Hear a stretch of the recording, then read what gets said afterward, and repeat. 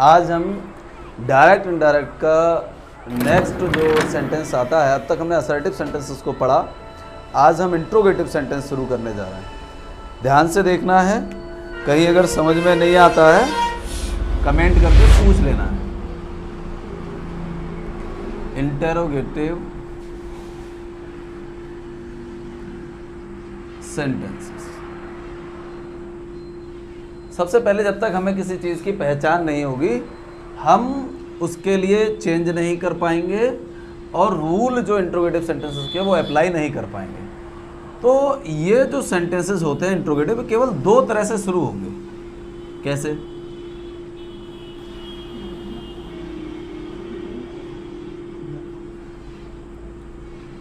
इस प्रकार के रिपोर्टेड स्पीच,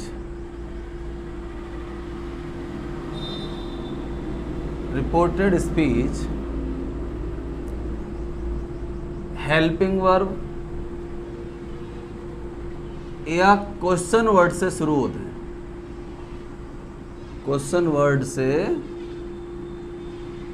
शुरू होते हैं। बहुत सिंपल पहचान है।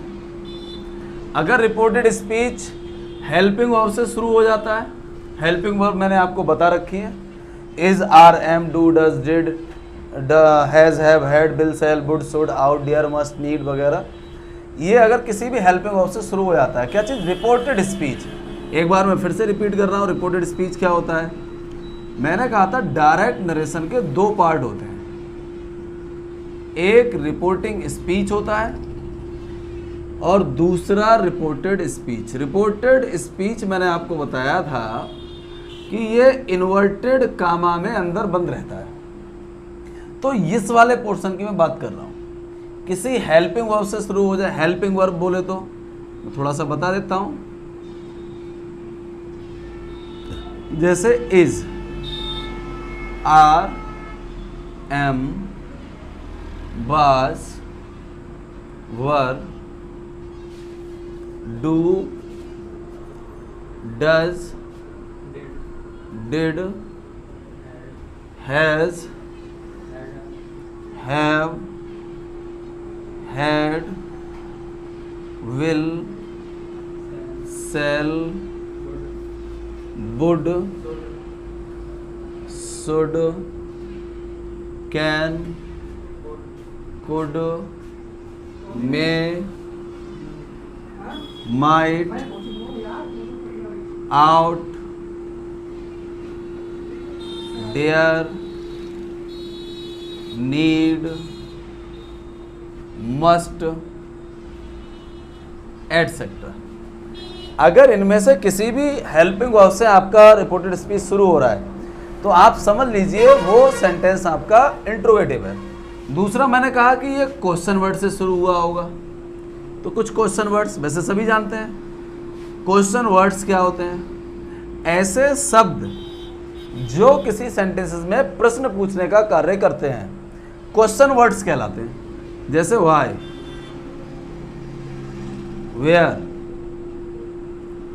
हु, हाउ, व्हेन,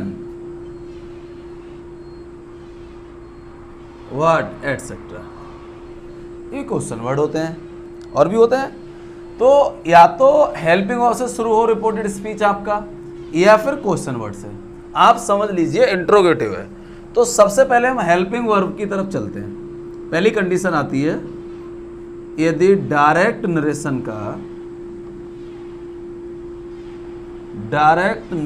का रिपोर्टेड स्पीच हेल्पिंग वर्ब से शुरू हो, हेल्पिंग वर्ब से शुरू हो, तो क्या करेंगे? तो देखिए, सबसे पहले सैड या सैड टू की जगह अब तक हम सैड या टोल्ड लगा रहे थे, लेकिन अब या तो आप आस्क्ड लगाएंगे या इंक्वायर्ड ऑफ का यूज करेंगे। Inquired of. अब सवाल ये उठता है कि आस्क्ड किस कंडीशन में लगाएंगे और इंक्वायर्ड ऑफ किस कंडीशन में लगाएंगे।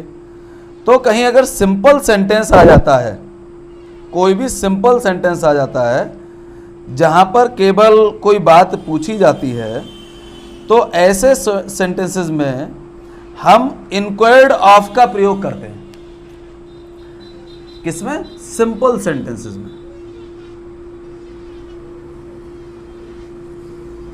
सिंपल सेंटेंसेस में, ठीक है। और कहीं अगर इंक्वायरी की जाती है, क्या किया जाता है? इंक्वायरी की जाती है, तो ऐसे सेंटेंसेस में हम इंक्वायर्ड ऑफ लगाएंगे। जबकि कुछ लोग क्या करते हैं, बोले चाहे तो आप आस्क्ड लगा दीजिए या इंक्वायर्ड ऑफ लगा दीजिए, जबकि वो गलत है। जहां आस्क्ड की कंडीशन होगी, सिंपल सेंटेंस या सिंपल क्वेश्चन पूछा जा रहा होगा, तो हम वहां आस्क्ड का यूज करेंगे। अगर कहीं इंक्वायरी की जा रही है तो वहां इंक्वायर्ड ऑफ ही लगाना है। दूसरा, मैंने कहा कि अब तक हम कामा इन्वर्टेड कामास की जगह दैट लगा रहे थे, लेकिन अब नहीं लगाएंगे। देखिए इंट्रोगेटिव सेंटेंसेस में क्या लगाएंगे? कामास एंड इन्वर्टेड कामास की जगह अब हमें इफ या वेदर लगाना है। यहां भी कंडीशन आती है। कहीं अगर चॉइस रखी जा रही है, पसंद रखी जा रही है, तो आप वेदर लगाएंगे। कहीं अगर कंडीशन शो हो रही है या सिंपल सेंटेंस है, तो फिर से आप इफ लगाएंगे। इनका बहुत ध्यान रखना है। अगर कुछ लोग यहां भी बोल देते हैं, बोले चाहे इफ लगा दीजिए वेदर, तो हमेशा याद रखिए वेदर वहां लगाएंगे जहां चॉइस रखना है। जैसे मैंने कहा मुझे आपके इन फोटो में से एक फोटो, ये वाला एक फोटो चाहिए, या क्या आप मुझे अपने फोटो में से ये फोटो दे सकते हैं, तो वो मेरी चॉइस हो गई। अब मैंने कह दिया क्या आप मुझे अपना एक फोटो दे सकते हैं, तो वो चॉइस नहीं हुई, वहां सिंपल सेंटेंस हो गया। वो परमिशन मांग रहा है, क्या आप अपना मुझे एक फोटो दे देंगे, तो इफ आ जाएगा। और मैंने कहा क्या आप इन फोटो में से मुझे ये फोटो दे सकते हैं, ये जहां शब्द आ गया तो वहां मेरी चॉइस हो गई। तो जब चॉइस हो गई तो वहां वेदर लगाऊंगा। ऐसे ही इंक्वायरी आती है, बोले भाई ये कत्ल किसने किया, इंक्वायरी हो गई। ये चोरी किसने की, इंक्वायरी हो गई। अगर साधारणता बात कही जा रही है, बोले यहाँ कौन आया था या आपके साथ कौन था, सिंपल सेंटेंस हो गया। हमें कहीं भी अगर कोई फैक्ट लगता है कि इंक्वायरी की जा रही है, यहाँ पर आप इंक्वायर्ड ऑफ लगा दीजिए। और कोई सिंपल बात पूछी जा रही है तो आपके लिए वहां पर आस्क्ड लगाना है।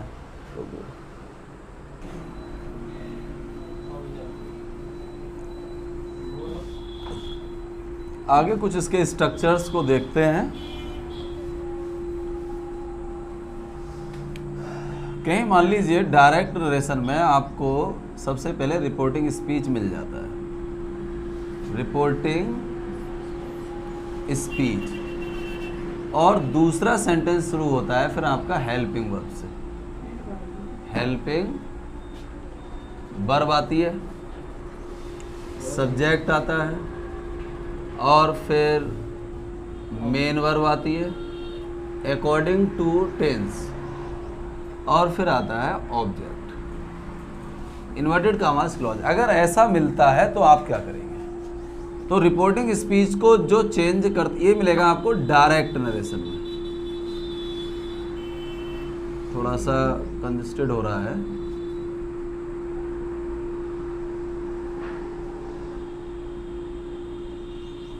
डायरेक्ट नरेशन में मिलेगा आपको, और इनडायरेक्ट में फिर आप क्या करेंगे?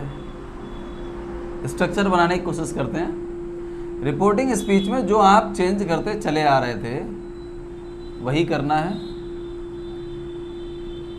मैंने जो कि अभी बताया था कि आस्क्ड या इंक्वायर्ड ऑफ लगाएंगे, वो लगाना है।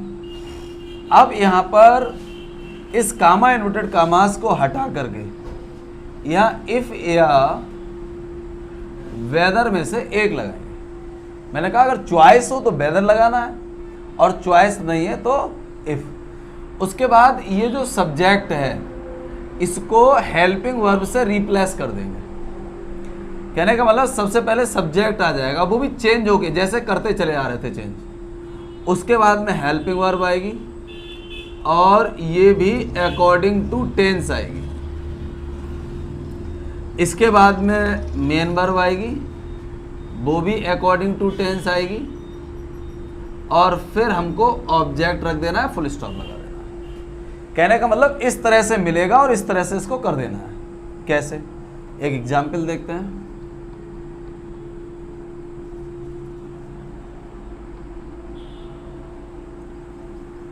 He said to me,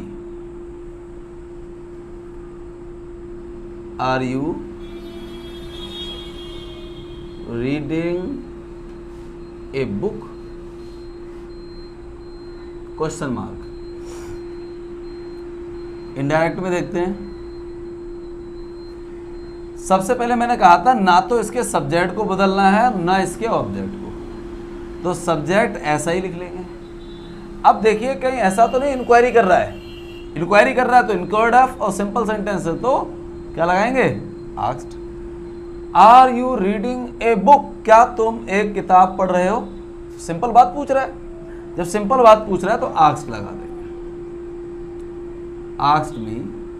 अब देख लीजिए हेल्पिंग वर्ब से शुरू हुआ है, मैंने कहा हेल्पिंग वर्ब से शुरू हो, सब्जेक्ट सब्जेक्ट आया है, मेन वर्ब मैंने कहा अकॉर्डिंग टू टेंस आएगी, आईएनजी फॉर्म आई है क्योंकि कंटिन्यूअस का है प्रेजेंट, और फिर ऑब्जेक्ट आ गया। अब ऐसा है, ये ऐसा बना देना है। ये देख लीजिए कहीं चॉइस तो नहीं पूछ रहा है। Are you reading a book? क्या तुम एक किताब पढ़ रहे हो? केवल पूछ रहा है। अगर वो कहता कि क्या आप एक किताब पढ़ना पसंद करोगे या क्या आप एक किताब पढ़ोगे, तो वहां चॉइस होती है, उसकी चॉइस पूछी जाती है। यहां सिर्फ पूछ रहा है, जब पूछ रहा है तो इफ लगा देंगे। अब इफ आ गया, मैंने कहा उसके बाद सबसे पहले सब्जेक्ट लेना है, तो सब्जेक्ट क्या है? यू, जो सेकेंड पर्सन है। और मैंने कहा था सेकेंड पर्सन जो चेंज होता है वो चेंज होता है, सेकेंड पर्सन चेंज होता है ऑब्जेक्ट के अनुसार। और ऑब्जेक्ट किसका होना चाहिए? रिपोर्टिंग स्पीच जो है मी। लेकिन यहाँ यू किसका काम कर रहा है? यू काम कर रहा है सब्जेक्ट का, तो मी का क्या बना के रखना पड़ेगा? यहाँ सब्जेक्ट। मैंने कहा था सब्जेक्ट बदलेंगे तो सब्जेक्ट बना के रखेंगे, ऑब्जेक्ट बदलेंगे ऑब्जेक्ट बना के रखेंगे, पॉजिटिव केस बदलेंगे तो पॉजिटिव केस। तो यहाँ सब्जेक्ट बदल रहा है तो मी का सब्जेक्ट क्या होता है? आई। अब इसके बाद में हेल्पिंग वर्ब लगानी है भैया, तो देख लीजिए कि आर है और मेन वर्ब की आईएनजी फॉर्म। तो मैंने कहा इज़ारम आता हो और आईएनजी फॉर्म आती है तो कौन सा टेंस होता है? मैंने लिखवाया अभी प्रेजेंट कंटिन्यूअस टेंस। और प्रेजेंट कंटिन्यूअस टेंस को जब इनडायरेक्ट में चेंज करते हैं तो ये देखते हैं कि ये किस में, ये पास्ट में है तो उसको पास्ट कंटिन्यूअस में बदलते हैं। मैंने सिंपल आपको सीधे सीधे बताया था, मैंने कहा सब्जेक्ट आ जाए, हेल्पिंग वर्ब आ जाए, हेल्पिंग वर्ब से मतलब है is are am, is are या एम में से एक, और मेन वर्ब की आईएनजी फॉर्म आ जाए तो ये प्रेजेंट कंटिन्यूअस टेंस हो जाता है। और इसको पास्ट में बदलने के लिए क्या करते हैं हम? इसकी जगह वाज या वर लगा देते हैं अकॉर्डिंग टू द टेंस। तो यहाँ पर आई के साथ एम आता है वैसे तो प्रेजेंट में, लेकिन पास्ट में बदलेंगे क्यों? क्योंकि इसकी रिपोर्टिंग स्पीच पास्ट में है। तो यहाँ पर क्या आ जाएगा? वाज रीडिंग आ बुक लगा देंगे। एक एग्जाम्पल इसका और देखते हैं, बहुत ध्यान से देखने की चीज है। देखिए पहले भी बता चुके हैं किसी चीज का शॉर्टकट नहीं है। बहुत सारे यूट्यूबर्स क्या करते हैं, बस उन्होंने शॉर्ट में ये किया वो किया ऐसा किया वैसा, कुछ नहीं होने वाला, कुछ समझ में नहीं आने वाला जब तक कि फंडामेंटली आप नहीं सीखेंगे। ठीक है, सीखने के लिए टाइम देना बहुत जरूरी है और टाइम स्पेंड नहीं करेंगे तो कुछ नहीं होने वाला। अगला एक सेंटेंस और देखते हैं। Meera said, comma inverted commas begin, have you completed your work? Question mark inverted commas close। Indirect में देखिए क्या करना है, तो मीरा, अब मैंने कहा था पूछ लेते हैं कि आस्क्ड आएगा या इंक्वायर्ड ऑफ आएगा। आप किससे पूछते हैं? ये पूछा जाता है रिपोर्टेड स्पीच से। इससे पूछ लेते हैं कि यहाँ क्या लगाना है भैया, यही बताएगा लगाना क्या है। देखिए कह रहा है हैव यू कंप्लीटेड।